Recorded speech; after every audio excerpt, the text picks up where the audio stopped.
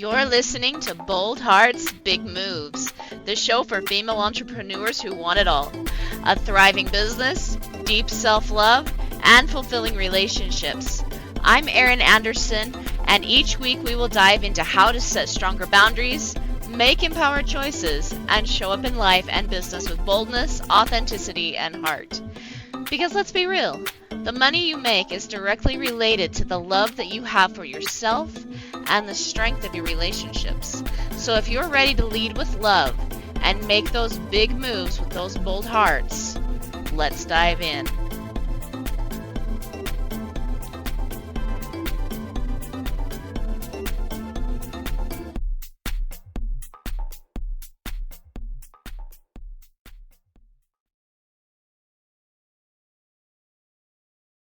Hey everyone, welcome back to another episode of Bold Hearts, Big Moves.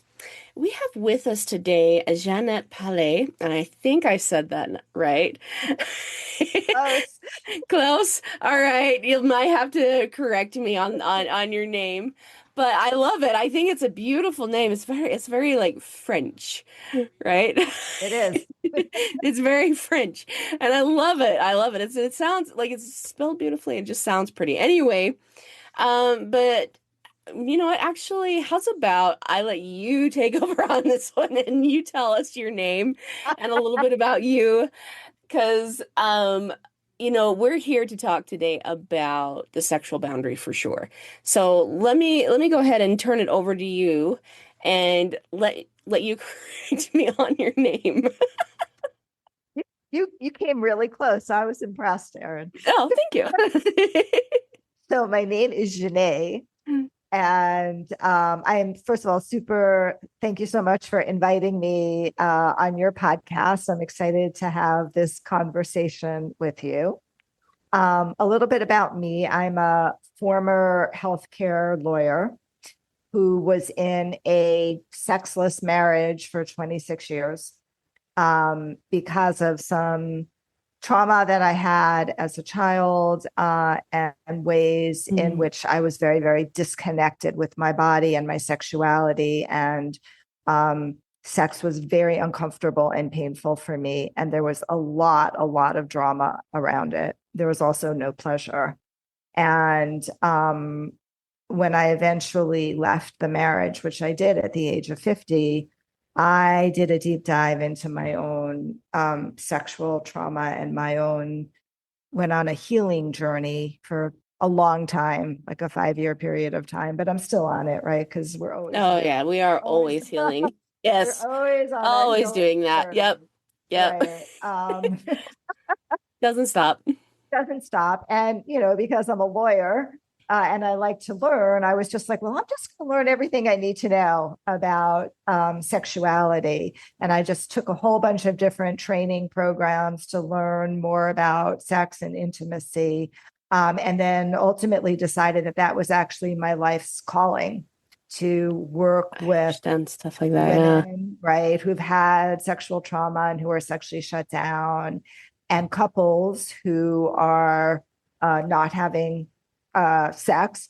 I would say 80% of my couples are in some level of a sexless marriage, to really help them learn how to reconnect and how to heal some of those wounds. And I've been doing that now for 15 years, and it's incredibly rewarding. It's one of the most rewarding things I've ever done in my life.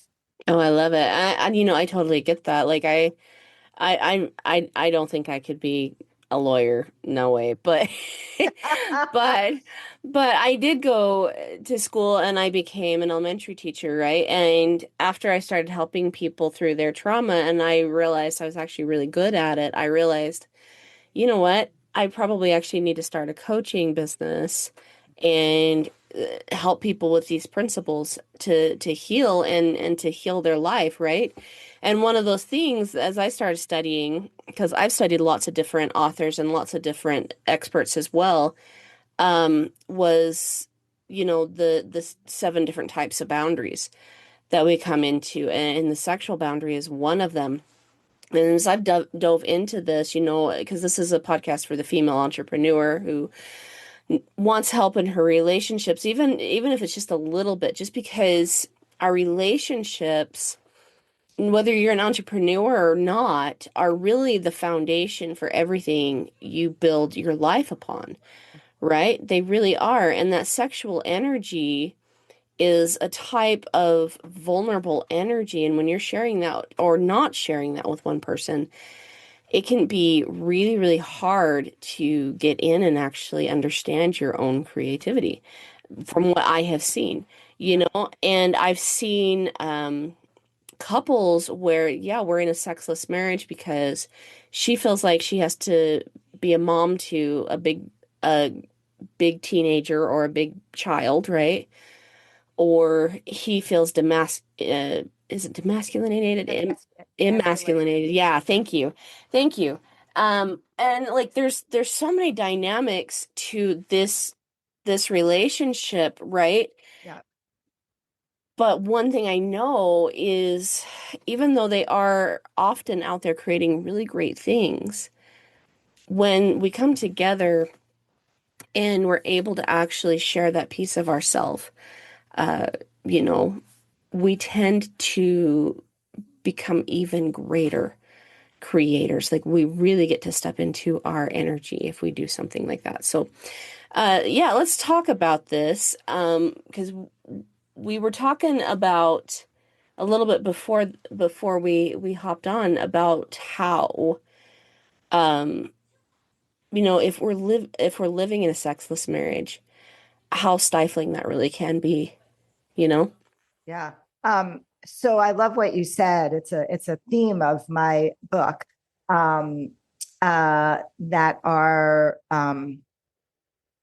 sexuality, our sex center is the center of our creativity and our power.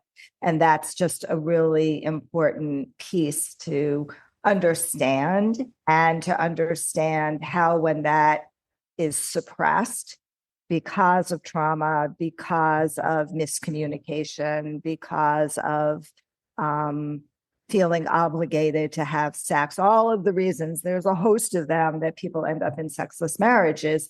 It really tamps down our creativity and our energy. And it holds us back from really being the most purpose-driven business person that we can be. And I, certainly experienced that um, in my own journey of, not really liking what I was doing, but doing it because it felt like that was the only thing I should do. And taking all of that sexual energy and placing it in my kids, which isn't a bad thing, but in, like, working out at the gym 3 times a day, right? Like there's a place that you have to put it, but it didn't go really into my creativity. Even though I was building my business, I wasn't building the business that I wanted to build. And, I think so many women are just even disconnected from like our own bodies and our own sexuality. Mm. And that happens from so many different experiences that we have as little girls. When we are shamed about, our menses, right? Mm-hmm. And the way our body's changing and all of the experience that women have where we get shamed about our body, we just take that into ourselves. And very often it forms what I call our blueprint, our sexual blueprint of how we enter into and connect with people in relationships, in a Yeah. sexual relationship with a partner. Yeah, And that's a huge problem, right? And it that's is. always the place where I like to start and look at the source of where did that even come from to Yeah. begin with, right? And how do we help women rewrite those messages around their body, Yeah. body shame and body image issues, all of which just like makes us really contracted around feeling good about sex. Oh yeah. So true.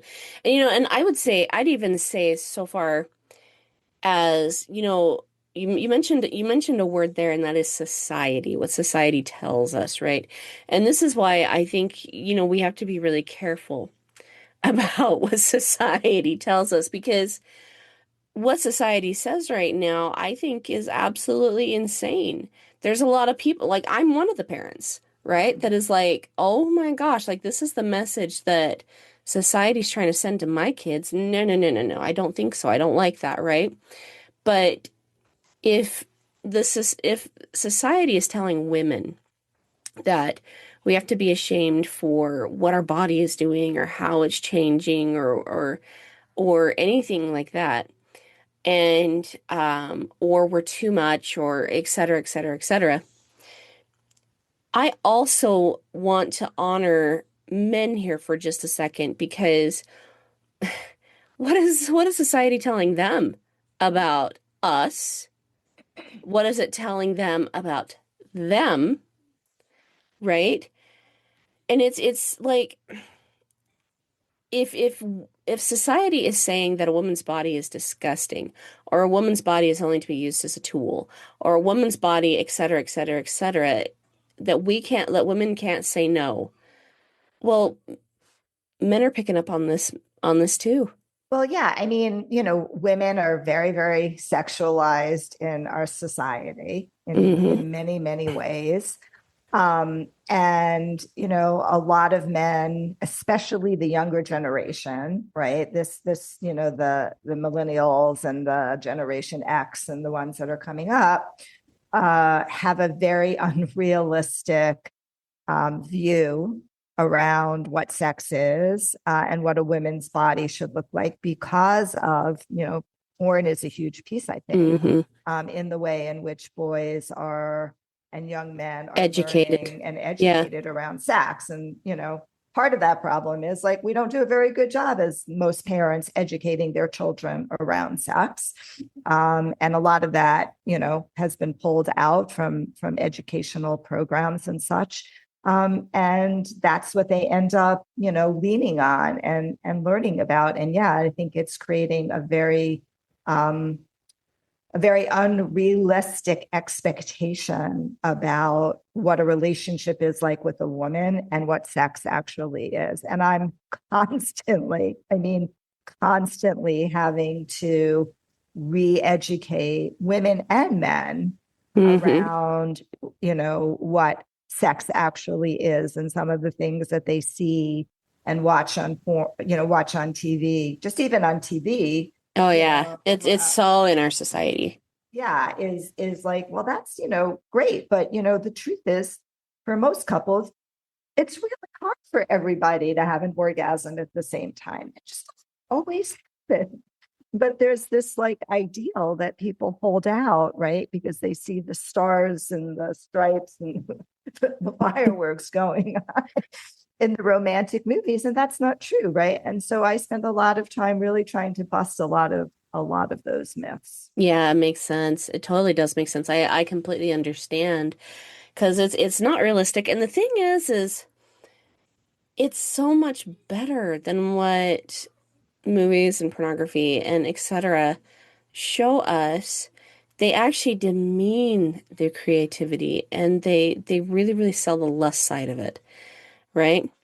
Yeah, the sex sells. I mean, Oh yeah. sex sells, right? And that's why, we're like, we're both in this like very strange situation where like sex sells, and there's a lot of like ads and, all of the popular programs and the Britney Spears. Is she even still hot? I don't know. I don't. You know what I'm saying? Like sex sells, and Yep. yet like it does, and yet when in reality it's shut down. And so it's a very strange bifurcation, that we work on, that we're in, right? That's really the truth. But I want to go back to what you said about like the boundary piece, because Mhm. one of the things we were talking about before, which I think is a really important conversation to have. So I just had a couple here this week, and they're such a lovely couple. And one of the biggest issues in their marriage was the woman feeling like every time her husband like wanted to cuddle, like cuddle, Mhm. or came over and wanted to kiss her in the kitchen or whatever, that he wanted to have sex. And this is a huge issue that I think a lot of women are really Oh struggling, yeah. right? And I Yeah. and I and I think about like also like how this relates to your business as well, right? Like being able to put down boundaries, right? Yes. And be able to speak, your piece. And, part of this is, again, women in many ways have been socialized to say yes to their Yeah. partner, right? Like many women have been socialized to say yes, your job is to pleasure your man. Like Oh yeah, that's a massive, massive, massive thing. Like, oh, if your husband's looking at porn, you just need to give him more sex. Oh, if he's looking at porn, or if he's not bringing in enough money, then it's your job to give him more sex. Oh my gosh, that is something that has been thrown at us in such a way. But I'm gonna tell you, when like when okay, let's talk with the boundary first, Kate, because number one, boundaries are not about like what we set with another person. That's the result, okay, of the boundary. The boundary is what we set with ourselves. It's when we start to really understand who we are and how we're going to show up, how we're going to respond, how, like, what makes us like, know, and trust ourselves, right? That's where boundaries start. And so when we think about boundaries in this way and we apply this in this situation, right? We've got two different things happening. You've got what society tells us, which is it's our job to make our men happy, right? Which, I'm sorry to say it, just giving willy-nilly sex does not make anybody happy. That's right. It makes them entitled. That's a good right? way to put it. Yeah. But however, valuing yourself and really standing in that value changes the sexual dynamic in a massive way, because what does that do to your partner? Makes them also have to value you and your body as well, right? Yeah, I think that's true. I mean, a lot of men haven't heard no. And when they hear no, they get like, it's an ego crush to them, like, oh my God, like there's something wrong. And they're not asking the right questions. I mean, this whole boundary piece goes back to, I totally agree, like women need to know what their boundaries are. They need to be more intuitive and know what their yes is and their no is, but they also have to feel emotionally safe in the relationship. Yes, exactly. To be able to have the space to say yes and no. And in order to be emotionally safe, there has to be good communication, right? Yes. And that, I think, is, where things have to start at the very beginning, but also like what breaks down, the very first thing that breaks down, is communication, because of all of these ways in which, we're afraid that if we tell our partner no, they're gonna like go have an affair, they're gonna leave us. There's all of these, the fear of abandonment. All of the fear of abandonment is so big for many women. And even I'm one of them, right? Even very successful women. Oh, yes. Right. Who don't have to really worry about financial, security, right? It's just this, there's another piece in which we've been socialized, the Cinderella story, like your prince is going to come and he's going to take care of you and life is going to be great. And that is the Cinderella story. It is. And I think about this and like, I am super grateful for Disney and like the Snow Whites and the Cinderellas and things like that. And, they're beautiful stories and I wouldn't want them to change one bit. But the reality is that we don't want to just go for anything, right? Because the truth of the matter is the feminine energy, the feminine mindset and femininity in general, right, is a very attractive thing. We attract naturally, right? And if we don't allow ourselves to stand in that attraction, even after marriage, even after relationships, even after whatever it is, right? I would say we really need to then check into what we believe about our value, Mhm. right? What do we really, really seriously believe? Because I can say that the best thing that ever happened to my own personal marriage was a good solid no. Mm-hmm. You know what I mean? Mm-hmm. Mm-hmm. And it doesn't mean like that's always going to happen, that's always the case or anything like that. But, you know, I will say, like, my husband, I never, like, when I first got married, I took on his happiness because, that's what we're told to do in Totally. society, right? Right. Like, Right. it's our job to make him happy.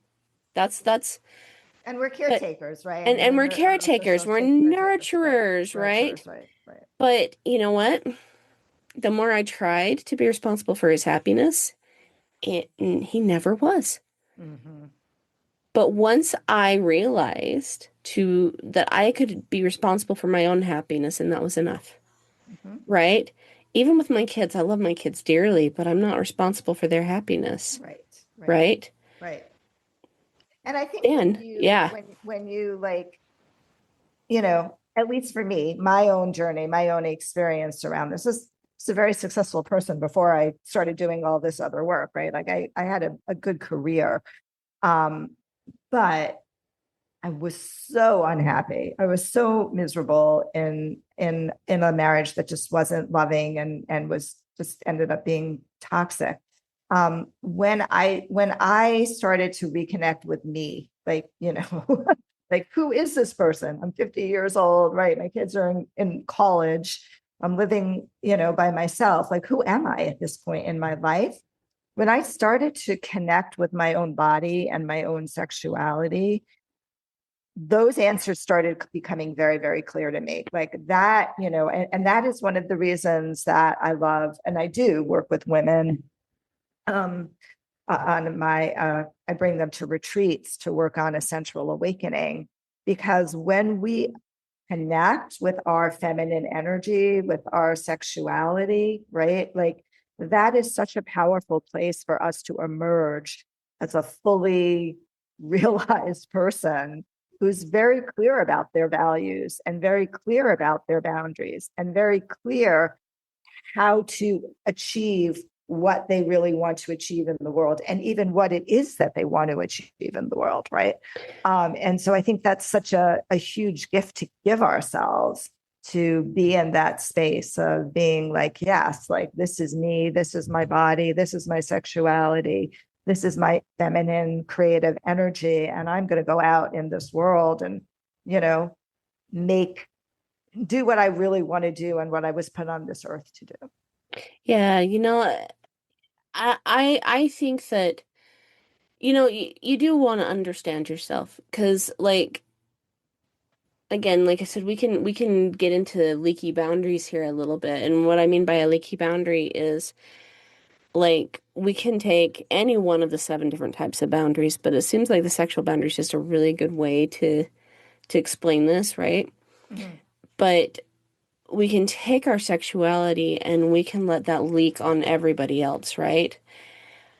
Um, and we see that as like somebody being provocative or somebody being uh or worse, like I don't think this, but like I've heard people call people like that a whore or a gigolo or something like that, right? Like somebody who's got this like really, really massive sexual energy and it's all over the place and you can feel it the minute you walk by him. My thing with this, and I'd love to hear your thoughts, is, you know, you do want to explore your sexuality. Absolutely, right? Because it says a lot about your self-beliefs. It really does. Like, if you want to understand what you really think about yourself, you really need to think about how you view yourself sexually, right? Because that's your most vulnerable place. That's your most Yeah, vulnerable energy, et cetera, right? absolutely. And so, when we're talking about like exploring your sexuality, a lot of that comes down to loving yourself enough to know what you are and are not okay with. Yes, that's You know true. what I mean? Yeah, 100%. Yeah. Yeah.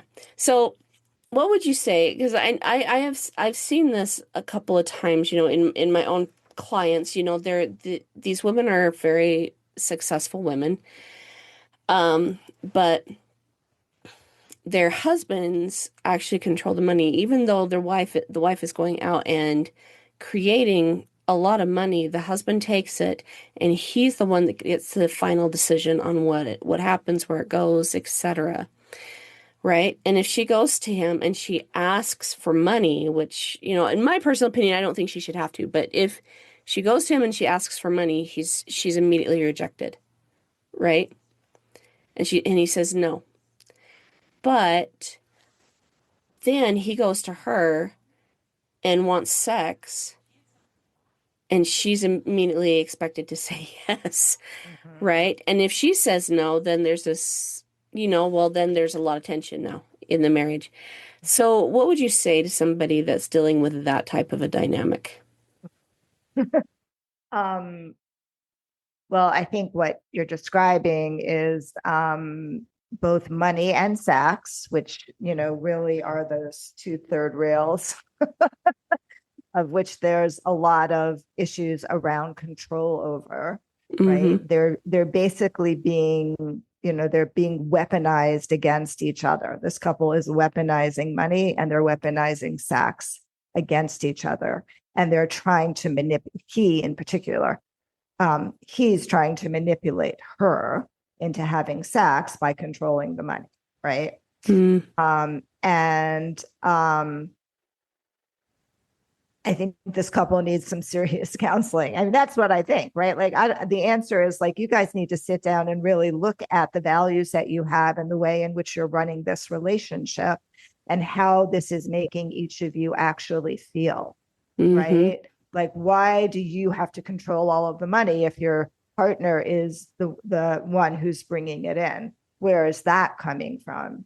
And then also, like, I would talk to her and say, like, how are you allowing that to happen? What's your boundary around that, right? Like, this is, I don't want to say it's abusive, but it's slightly abusive in my mind, right? Because, somebody is trying to exert control over their partner.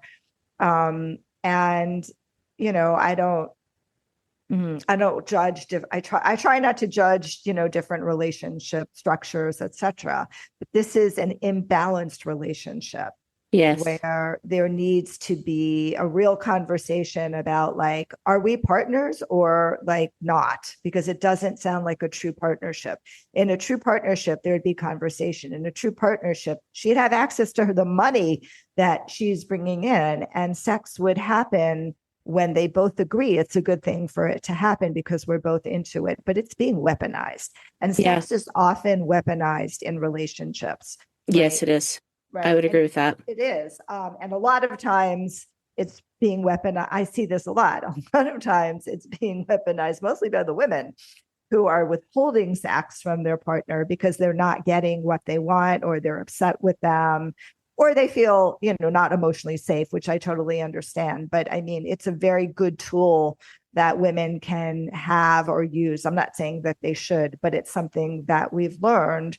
Probably, again, this is probably modeled from both of them, from the Yes. way in which they grew up and their parents, right? And it sounds like an unhealthy dynamic that needs to really be looked at. Yes, I would agree. I would absolutely agree. And like, I actually have a client, and this is something that she personally has struggled with. And what I said was, you've got to speak up. Because we talk about like restoration, right? Like restoring the marriage, restoring the relationship, restoring, right? And I talked to her and I said, okay, you got to think about like restoration like this. Restoration is a compound word. If you have rest, where you actually sit down, you actually think, you consider your values, consider what it is you really want. And then the oration piece is the piece that I think a lot of women are scared of, and that is speaking up, Yeah. right? Because we feel like again, we feel like we need to submit to men. And to some degree, I would agree with that because there's that feminine and masculine dynamic, but not like this. This is not submitting, right? if you have a man who actually is taking care of your needs, who hears you, who is really stepping into a true masculine energy, and we're not talking about the societal type of masculine energy, right? I'm talking about a true masculine, someone who sees you, who knows you. Like if you think in biblically, it talks in the Bible about, and he knew his wife, right? When we're talking about sex, he knew her. He saw her. He saw every part of her and loved every part of her, accepted every part of her, and desired her, right? And what does she reward him with? A son, right? Because he knew her. Mhm. And this is the thing.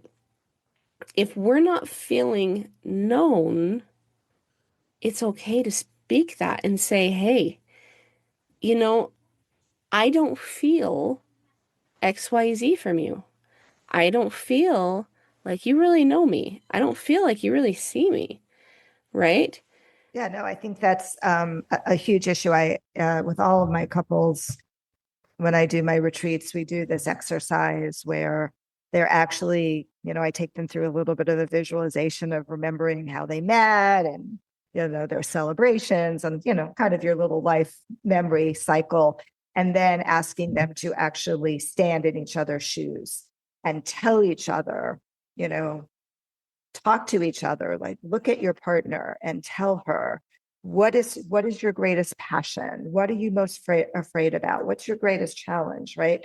So that they can actually have a sense of whether or not their partner actually gets them, right? And understands them, because we all want to be seen and understood, both women and men.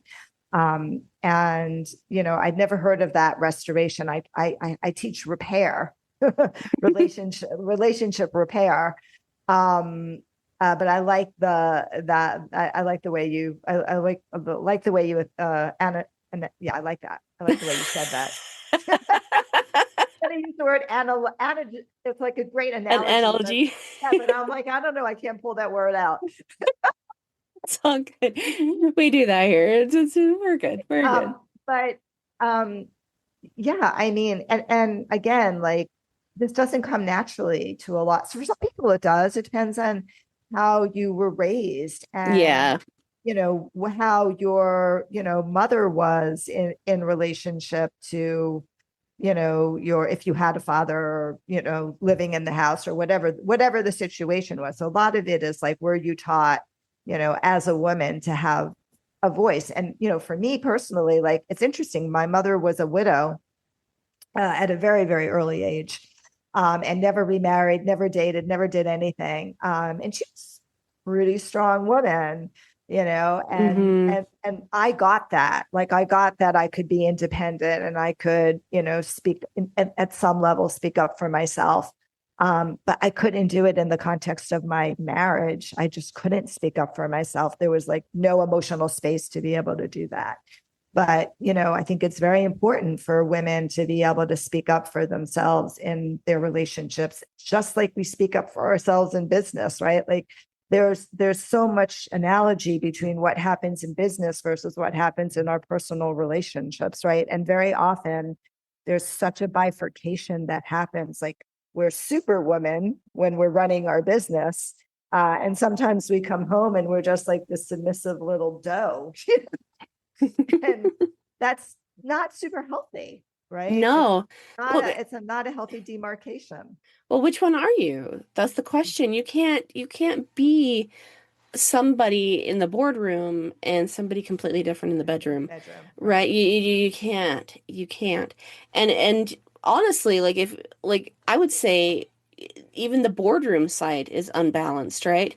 Because all of that has to come out somewhere, and it's Yes. probably coming out there, and then you're not showing any of it in the bedroom. And so like it's a very, very imbalanced anyway, no matter what you do. Yeah, I think what I see a lot with the couples that I work with, and most of them are two earner couples, both, highly successful, is and I did this in my marriage as well, right? Because I was running my own business.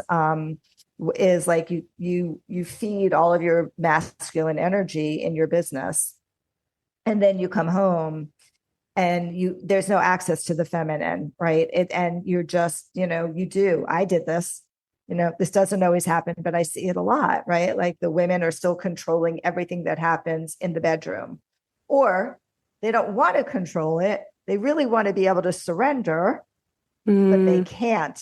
This is a huge struggle. I have a hard time letting go of control. I can't surrender Yeah. because we're still so much in our masculine energy. And that's the way like things have sort of in some ways flipped in a lot of families these days, right?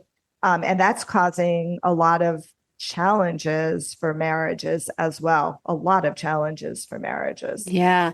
And and I want to give the guys, kind of a bit of a shout out here too, because like I don't want I don't We want this to love sound, yeah, men. we do. We absolutely love men, and I'm so grateful for mine and my boys and like the men in my life. Me too. Because I don't even know 100% like this isn't 100% on them, right? Because Not at all. I think about like my own marriage, and it's no secret my husband's struggled with porn for years and years and years, right? And when he and I first got married, I could see that addiction, and I felt so undervalued, and I felt so betrayed, and I felt so XYZ, right? You're talking about this control factor, right?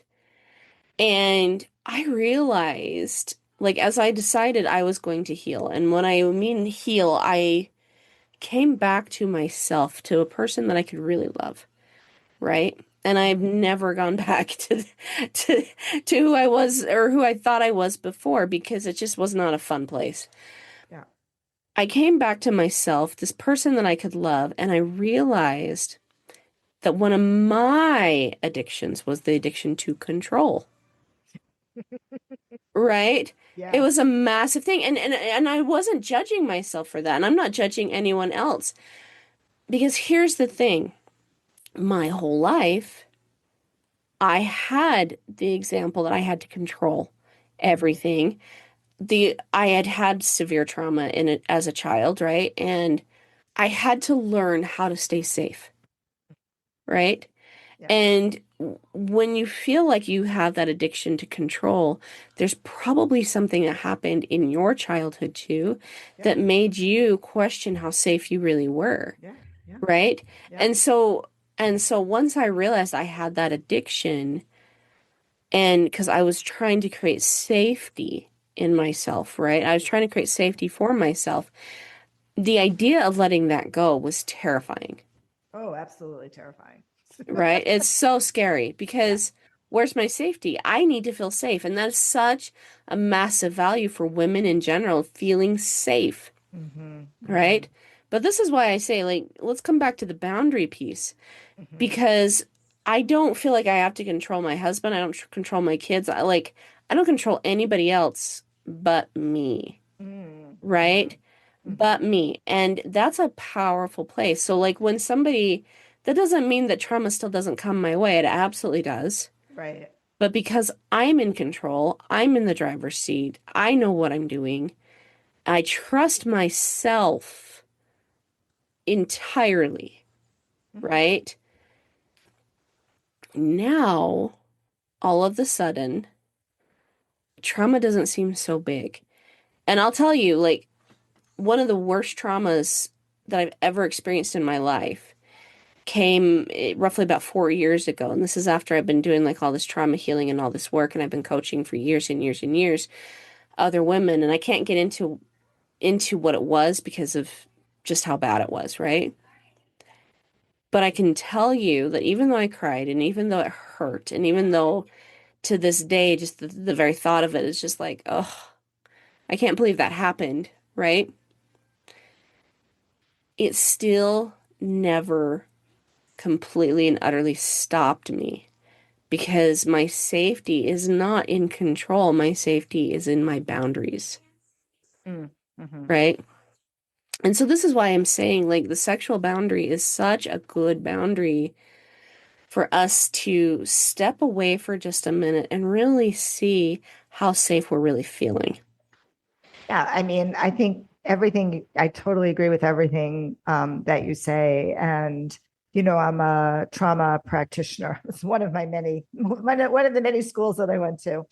I went to a 3-year trauma program. And I,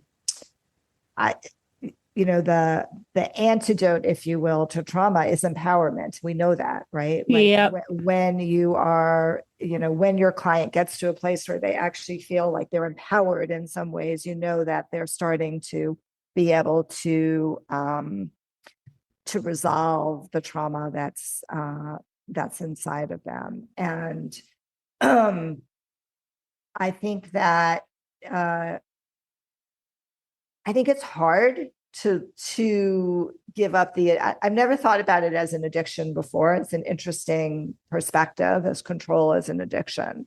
But I think it's very hard to give that up because of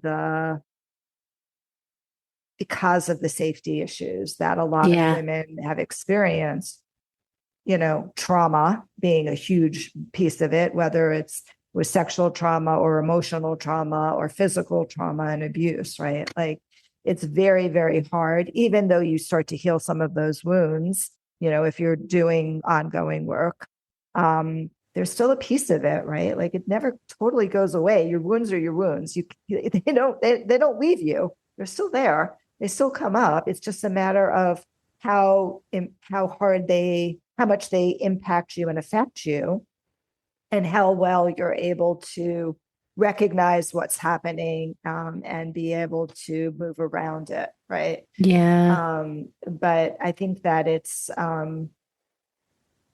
I think that's a challenge for women, giving up control and, learning how to give up control when they are taking control in the bedroom can be very, very scary, right? And let's not forget, right? Like I always have to say this, right? One out of 3 women have had some level of non-consensual touch. Yep. So sexual trauma is so pervasive in our society. Well, it's not even limited to touch. Like it's in the way that we're taught in society too. Yeah, it is sure. like I don't know a single woman that hasn't had it. Everybody's had, sexual trauma. Yeah, everybody's had some level of sexual trauma, but that's a part of what shows up. That's part of the reason I think women have such a hard time losing control and surrendering in the bedroom, because of, the fact that it just doesn't feel safe. Am I safe? Even though this is a person that I love and I trust 100%, there's something in our bodies, right? And that's where the trauma lives, in our bodies. There's something in our bodies that's saying, is it safe? Is it safe? Am I really safe? And, that's a hard thing. It's a hard thing to overcome. I think that in the context of working with a lot of couples, I really focus on helping them create that safety as much as they possibly can, so that, there is an ability to be able to surrender and not feel like you've got to control everything, because most women at their core really want to be able to surrender sexually in the bedroom to their partner. Not everybody, but most women actually really want that. I think that is part of the essence of our feminine. Yes, I would agree. Of our feminine power. I would agree. Yeah. Now, the reason why, and I'll just say this quickly, the reason why I said it was an addiction is because I noticed, like, the core at why I wanted to control everything, and why my husband was dealing with pornography. The core of those problems were actually the same: the fear of abandonment. Yeah. Right? Mm-hmm. Both of us were afraid of that. Mm-hmm. And both of us were trying to control that, but men do it differently than women. Women try to control everything around her environment, while men try to numb it out.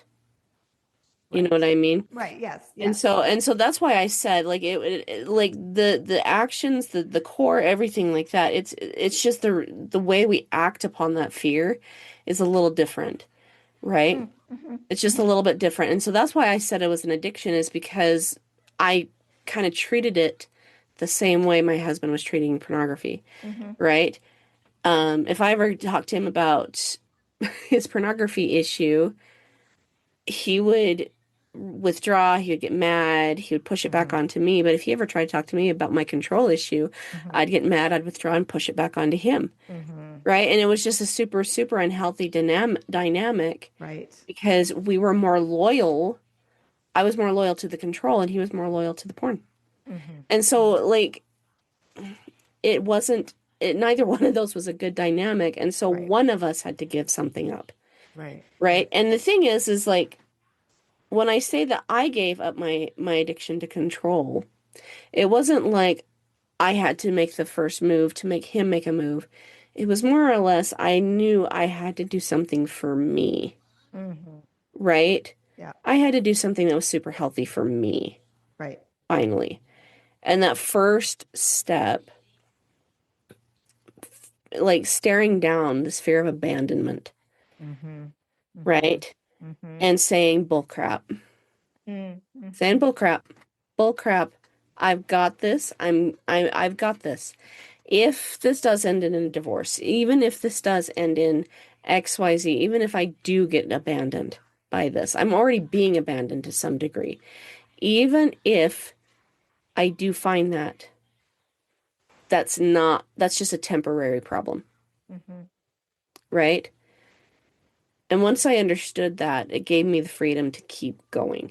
Yeah. And so, this is the thing that I want to also put forward to you listeners is if this is a dynamic that you yourself are struggling with in your personal relationships, right? I'm going to invite you to really stare down this fear of abandonment. Okay, because that fear of abandonment isn't just showing up in your personal relationships. It's also showing up in your money story. It's showing up in the way that you run your business. It's showing up in the way that you call in clients. It's showing up in every aspect of your life, right? 100%. 100%. Yeah. And so if you're somebody that's like, I'm doing all of the right things, I'm doing everything that somebody's telling me, and yet something is still not working in my business, I would really invite you to take a look at that fear. Like, what is your greatest fear and how is that showing up? Right?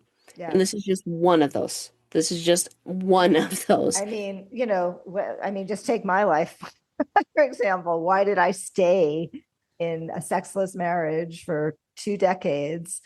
Pretty unhappy marriage. Like, what was my biggest fear with leaving the relationship was money, even though I was making a ton of money.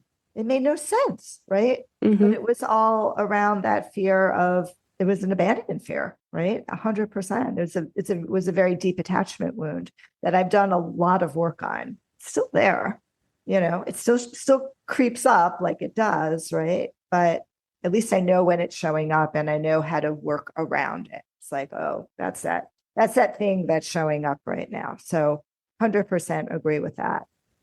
Awesome. Okay. Xanet, thanks so much for being here. Thanks, Erin. Thanks for having me. What a fun conversation. It has been a really fun conversation. It's been so good because, oh my gosh, like, let's not fear that sexual boundary. Let's really explore it and see what you find out about yourself and what your biggest fears are, because you're going to notice some things. Where do people find you if they want to chat with you, Xanet? The best place to find me is to go to this website, howtoimproveMyLoveLife.com, howtoimproveyourlovelife.com. And I will be in contact with you and also give you a free gift as well. Love it. Love it. All right, guys. Thanks so much for hanging out with me and Xanet today. And until next week, we'll see you soon. Bye.